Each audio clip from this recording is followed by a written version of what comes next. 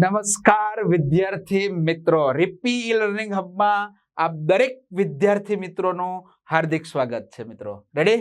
ચાલો નવા ટોપિક સાથે આપણે શરૂઆત કરીએ. Ready?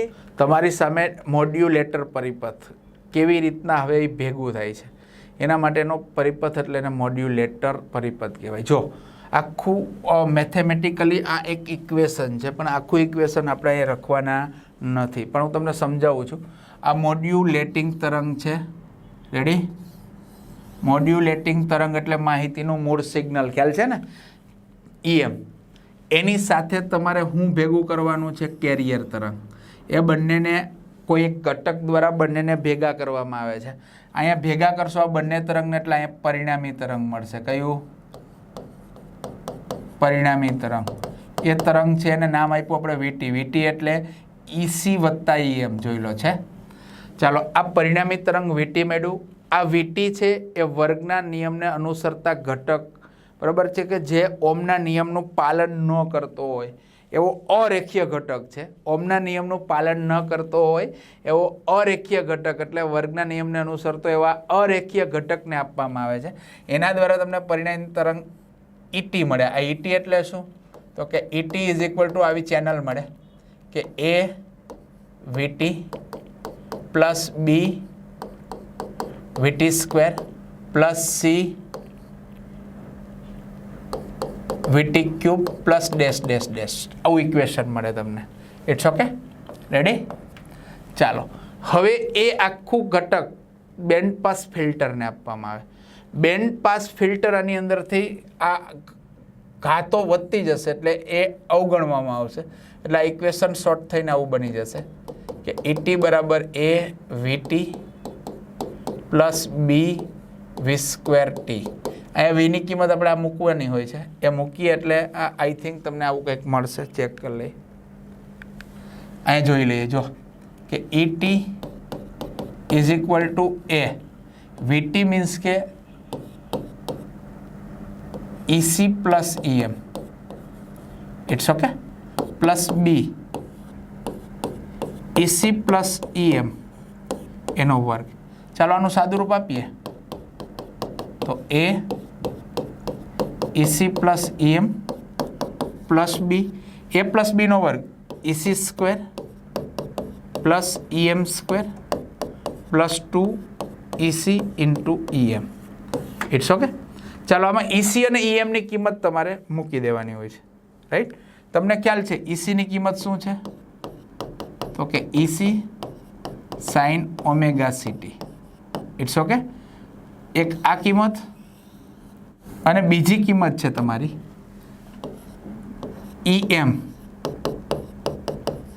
EM sine omega MT. આ જે બંને કિંમત છે આને તમારે અહીંયા ઇમ્પ્લિમેન્ટ કરવાની છે આ બધી જગ્યાએ. રેડી? જ્યાં EC દેખાય છે ત્યાં EC ની કિંમત મૂકવાની, EM દેખાય છે ત્યાં EM ની. આ બધું મૂકીશો, સાદું રૂપ આપશો. એની અંદર પણ તમારે sine A into sine B બરાબર આવા આને મૂકશો ને એટલે એક વસ્તુ આવું આવશે, એક સાઇન સ્ક્વેર થીટા આવશે. સાઇન સ્ક્વેર થીટા, પણ થીટા તરીકે તમારું કોઈ બી હોઈ શકે, કે ઓમેગા C પણ હોઈ શકે ને કે ઓમેગા M પણ હોય. રેડી? કોઈ પણ થીટા તરીકે કોઈ પણ હોય, પણ સાઇન સ્ક્વેર થીટા આવે ત્યાં તમે આવું લખી શકશો 1 minus cos 2 theta divide by 2. Ready? એટલે એ બે આમાં મૂકીને તમે સોલ્વ કરશો ને એટલે તમને આવું પણ ઇક્વેશન મૂકીને સાદું રૂપ આપવાનું છે.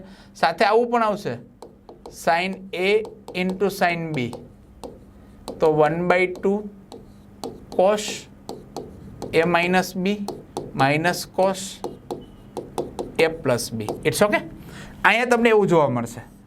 જ્યારે આ બંને જગ્યાએ અહીંયા તો સેમ જે મૂકશો એ જ આવશે, પણ આ બંને જગ્યાએ તમારે આનો ઉપયોગ કરવો પડશે. સાઇન સ્ક્વેર થીટા બરાબર 1 minus cos 2 theta by 2. Theta તરીકે એક વખત ઓમેગા C આવશે ને એક વખત ઓમેગા M આવશે. રેડી?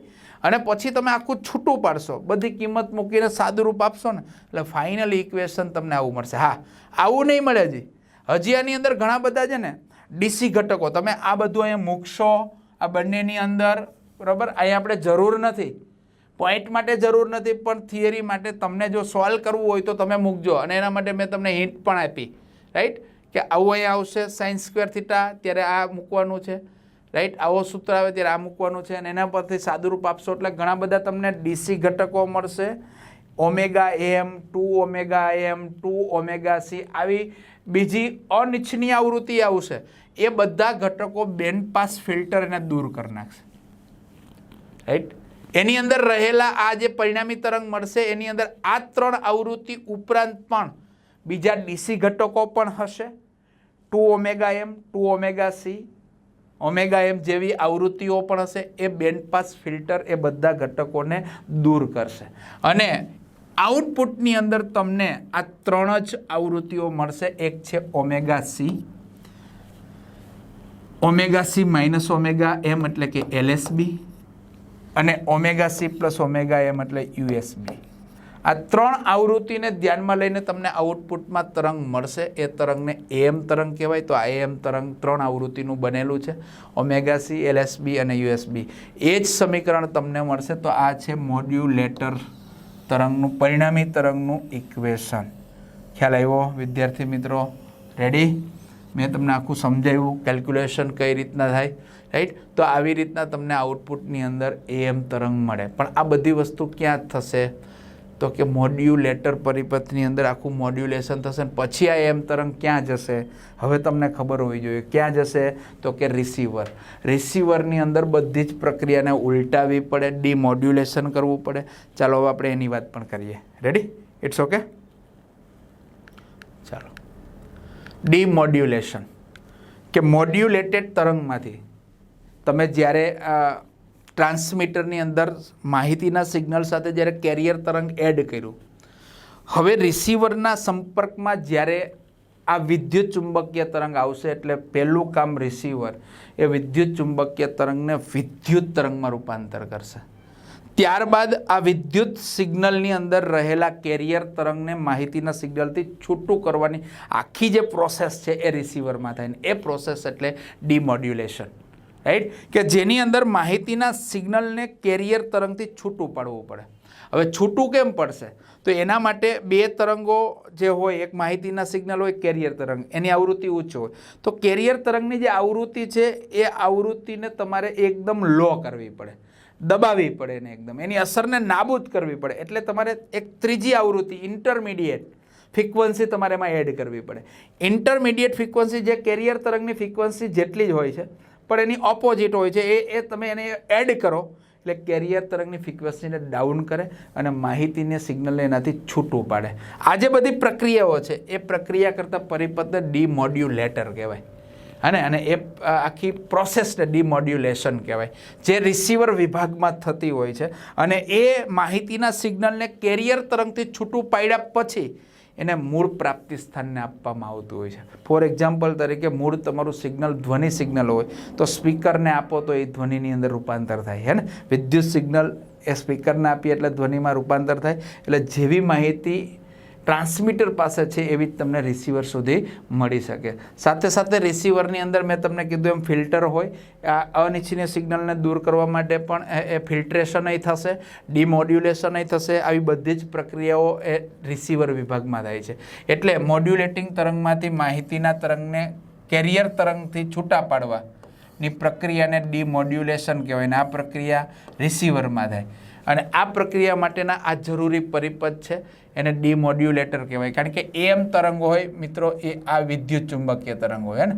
આ તરંગની અંદર અર્ધચક્ર દરમિયાન ડાયોડ છે, પીએન જંકશન ડાયોડ છે. રાઈટ, હવે તમને ખ્યાલ જ છે વિદ્યાર્થી મિત્રો કે વિદ્યુત ચુંબકીય તરંગ સાઇન કે કોસાઇન પ્રકારનું હોય તો એના પ્રથમ અર્ધચક્ર દરમિયાન ડાયોડ છે એ ફોરવર્ડમાં આવે પહેલા અર્ધચક્ર દરમિયાન. તો પરિપથમાંથી પ્રવાહ પસાર થાય, લોડ અવરોધમાંથી પસાર થાય તો એના 2 છેડા વચ્ચે આઉટપુટ મળે. બીજા અર્ધચક્ર દરમિયાન ફરી પાછો રિવર્સમાં આવી જાય એટલે પરિપથમાંથી પ્રવાહ પસાર થાય ને એટલે બીજા જે સિગ્નલો છે એ એક સાઈડના જ રહેશે, એક સાઈડના નહીં હોય. તમને આ સાઈડ મળશે તો આ સાઈડના દૂર થતા જશે. રેડી? એટલે ઉપરની સાઈડના સિગ્નલો મળશે, નીચેની સાઈડના સિગ્નલો દૂર થશે. કારણ કે પ્રથમ અર્ધચક્ર દરમિયાન ડાયોડ ફોરવર્ડમાં આવે, રાઈટ, ત્યારે પરિપથમાંથી પ્રવાહ પસાર થાય ને આરએલના 2 છેડા વચ્ચે આઉટપુટ મળે. બીજા અર્ધચક્ર દરમિયાન નીચેના અર્ધચક્ર દરમિયાન નહીં મળે કારણ કે ડાયોડ રિવર્સમાં આવી જશે. રેડી? રિવર્સમાં જ્યારે ડાયોડ હોય ત્યારે પરિપથમાંથી પ્રવાહ પસાર ન થાય એ આપણે સેમિકન્ડક્ટરની અંદર એનો અભ્યાસ કર્યો. It's okay? રાઈટ? તો નીચેના જે સિગ્નલ છે એ બધી માત્રાને દૂર કરશે અને વન સાઇડેડ ડીસી તરંગો તમને એ પ્રોવાઈડ કરશે. એ કામ છે આ પરિપથનું, એટલે એને ડીમોડ્યુલેટર પરિપથ કહેવાય, જે તમારી સામે મેં પ્રેઝન્ટ કર્યો છે. કેવું થાય છે જોઈ લો. આ AM તરંગ એ આ છે જોઈ લો, ઉપર છે નીચે છે ને AM તરંગ A અને B ની વચ્ચે હોય. હવે તમે એને જ્યારે મોડ્યુલેશન કરશો, ડીમોડ્યુલેટ કરશો, ત્યારે શું થશે? નીચેના આ અર્ધચક્ર દરમિયાન ડાયોડ રિવર્સમાં આવી જાય, એટલે આઉટપુટ મળશે નહીં, જો છે નથી. ફરી પાછું બીજા અર્ધચક્ર દરમિયાન મળશે, પાછું અહીંયા નહીં મળે, કારણ ડાયોડમાં રિવર્સમાં આવી જાય. It's okay. તો આ તમને મળી ગયું હે ને, આ તમને મળી ગયું. હવે આ જે છે ને એ FM છે અને અંદર જે છે એ FC છે, FS ને FC. રેડી? આ FC છે.